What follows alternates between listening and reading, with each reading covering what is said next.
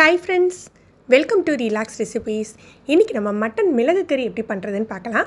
வழக்கமா மட்டனை பெப்பர் சேர்த்து பண்ணையில நிறைய பேர் வந்து ட்ரை ரோஸ்ட் மாதிரி பண்ணுவாங்க. இது பாத்தீங்கன்னா எங்க ஊர் ஸ்பெஷல்ங்க, செமி கிரேவியா இருக்கும்.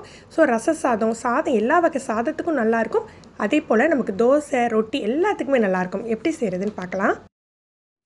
நான் இன்னைக்கு 1/2 கிலோ அளவுக்கு மட்டன் எடுத்துர்க்கேன். கொஞ்சமா கருவேப்பிலை, மல்லி இலை, வெங்காயம் பெருசா இருக்குறதுனால 3 வெங்காயம் எடுத்துர்க்கேன். தக்காளி சின்ன சின்னதா இருக்குறதுனால 4 தக்காளி எடுத்துர்க்கேன். முதல்ல அதுக்கு தேவையான மசாலாவை அரைச்சிடலாம். ஒரு 4 டேபிள் ஸ்பூன் அளவுக்கு தேங்காய் துருவல், ஃப்ரெஷ்ஷாக திருவுன தேங்காய் துருவல் எடுத்துக்கலாம்.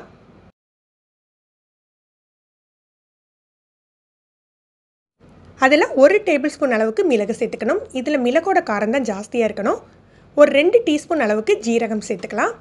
இதெல்லாம் சேர்த்து அரைச்சி எடுத்துடணும். தண்ணி சேர்த்து அரைச்சிக்கலாம். தாளிக்கிறதுக்கு பார்த்தீங்கன்னா 2 டீஸ்பூன் குக்கிங் ஆயிலும் 2 டீஸ்பூன் நல்லெண்ணெய் சேர்த்துக்க போகிறேன்.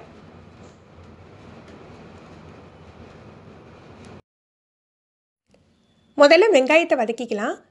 இதில் நான் தாளிக்கிறதுக்கு பட்டை, கிராம்பு, ஏலக்காய் எதுவுமே சேர்க்கல. அந்த பொடியை மட்டும்தான் சேர்த்துக்க போகிறேன். நீங்கள் வேணும்னா தனி நல்லெண்ணெயில் கூட வதக்கிக்கலாம்.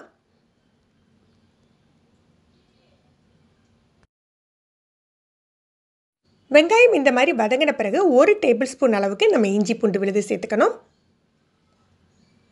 இதையும் எண்ணெயிலேயே நல்லா வதக்கிக்கலாம்.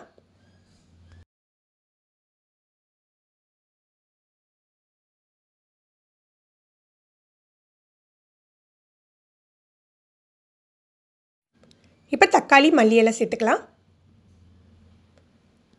தேவையான அளவுக்கு உப்பு சேர்த்துக்கலாம். கல் உப்பு சேர்க்கறதுனால நம்ம முதலே சேர்த்துட்டா உப்பும் கரைஞ்சிடும், உங்களுக்கு தக்காளி சீக்கிரம் மசிஞ்சிரும்.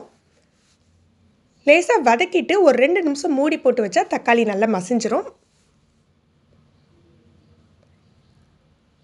இப்போ நம்ம மசாலாலாம் சேர்க்கலாம். 1 டீஸ்பூன் அளவுக்கு பட்டை, கிராம்பு, ஏலக்காய் தூள் சேர்த்துக்கிறேன். 1 டேபிள் ஸ்பூன் அளவுக்கு மட்டன் மசாலா, இதை நாங்கள் ஊர் மசாலான்னு சொல்லுவோம். இதோட லிங்கை நான் கீழே டிஸ்கிரிப்ஷனில் கொடுக்குறேன், தேவைப்படுறவங்க எடுத்து பாருங்கள். இல்லை நீங்கள் நார்மலாக மட்டனுக்கு எந்த மசாலா யூஸ் பண்ணுவீங்களோ அதை 1 டேபிள் ஸ்பூன் மட்டும் சேர்த்துக்கோங்க. இப்போ நம்ம மட்டனை சேர்த்து நல்லா மிக்ஸ் பண்ணி விட்டுறலாம். மசாலாவை ரொம்ப நேரம் எண்ணெயில் வதக்கக்கூடாது. ரொம்ப நேரம் எண்ணெயில் வதக்கினா ரொம்ப கருத்து போயிடும். 1 நிமிஷம் வதக்கிட்டு நம்ம மட்டனோடு சேர்த்து நல்லா மிக்ஸ் பண்ணிடணும். இந்த மட்டனை அப்படியே மூடி ஒரு 2 நிமிஷம் சிம்மில் வச்சிடலாம். அந்த மசாலாவில் ஒரு 2 நிமிஷம் குக் ஆகட்டும்.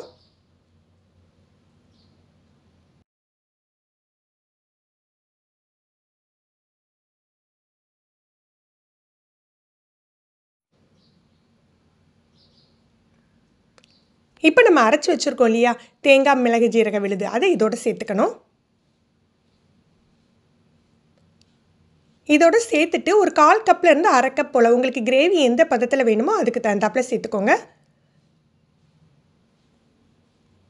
சேர்த்து நல்லா மிக்ஸ் பண்ணிவிட்டு நம்ம உப்பு காரம்லாம் செக் பண்ணிடலாம். வாசத்துக்கு கொஞ்சம் கருவேப்பிலையும் 1 ஸ்பூன் நல்லெண்ணெயும் சேர்த்துக்க போகிறோம். இப்போ நம்ம லோ டு மீடியம் ஃப்ளேமில் ஒரு 15 நிமிஷம் நம்ம ப்ரெஷர் குக் பண்ணிக்கலாம்.